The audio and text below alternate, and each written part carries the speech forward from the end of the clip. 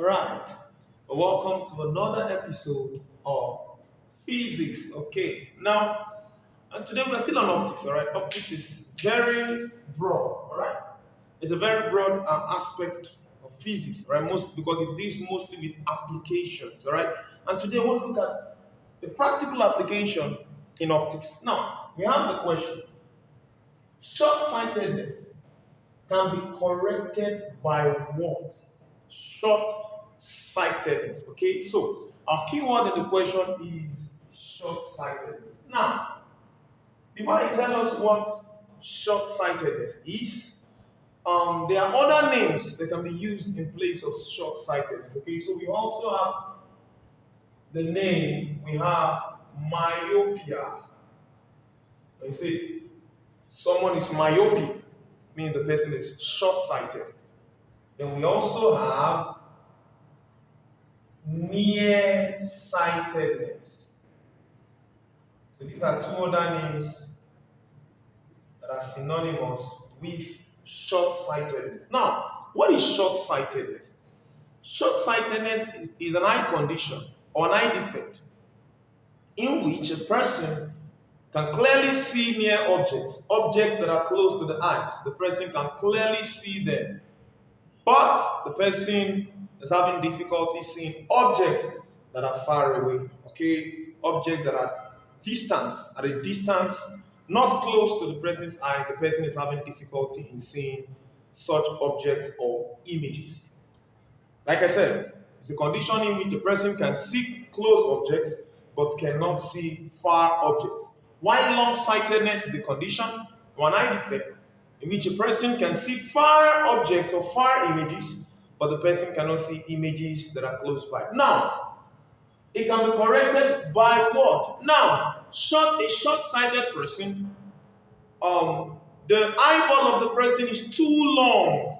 All right, so because of that, the eyeball is too long, or the cornea is too curved. So because of that, light rays coming into the person's eye from light rays on images, when the person look at images that are far, the light rays coming into the person's eye, the image the person is looking at, or the object the person is looking at rather, the image of that object is formed in front of the retina. A normal person that can see clearly, that has no eye defect, the image of any object the person looks at is formed on the retina.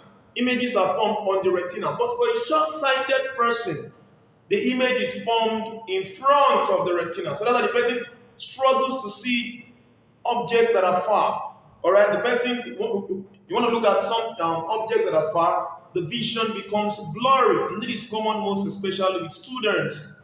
We see them in class, they have glasses, medicated glasses, and even old people also. So, the images are formed.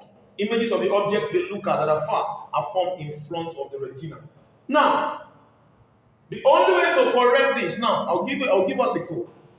Let's listen carefully. Now, since the images converge in front of the retina, if the images converge in front of the retina, it means it is short-sightedness. The images converge in front of the retina. It means that we will need something that will make the image diverge. So that when the images diverge, they can be what formed on the retina. Alright, so short-sightedness, images converge in front of the retina. In order to correct that defect, we need a lens that will diverge the images. And when the lens do that, when the lens does that, the images will not be clearly formed on the retina. So short-sightedness, images converge in front of the retina, and to correct that defect, we need a lens that will diverge the images so that they can be formed on the retina. Then for long-sightedness, images diverge. Images of objects seen, like I said, long-sightedness, the person can see far. And long-sightedness is called, another name for long-sightedness, we have hypermetropia. Hypermetropia Okay? Or we have far-sightedness, hypermetropia, or far-sightedness. Alright? Now, for short-sightedness, we can call it myopia, nearsightedness. Alright? Now, coming to this, so for long-sightedness, images of objects diverge. And because of that, because they diverge, images are formed behind the retina, not on the retina. Because the eyeball is too small or too short. For short-sightedness, the eyeball is too long. So images converge in front of the retina. For long-sightedness, the eyeball is too short. So images diverge. And when they do so, they are formed behind the retina. Behind the retina. So to correct that defect for long-sightedness, we use a lens that can converge. So SS, converge, diverge. LS, diverge, converge. Now, any lens that can diverge, another name for a diverging lens is called a concave lens. A concave lens diverges. Well, another name for a lens that can converge is a convex lens. So the lens for correcting short-sightedness is a concave lens. Why? Like I told us before, the short-sighted person's eyeball is too long, so images are formed in front of the retina. So we need, since images are formed, images converge in front of the retina, we need a lens to balance that or to divert the image so that it can be formed on the retina. And that is why a convex lens will do that. So another name for concave lens, another name for concave lens is diverging lens. Another name for convex lens is what? Converging lens. So the person will need a concave lens to diverge the images formed in front of the retina so that they can now be formed on the retina. So convex lens is not correct.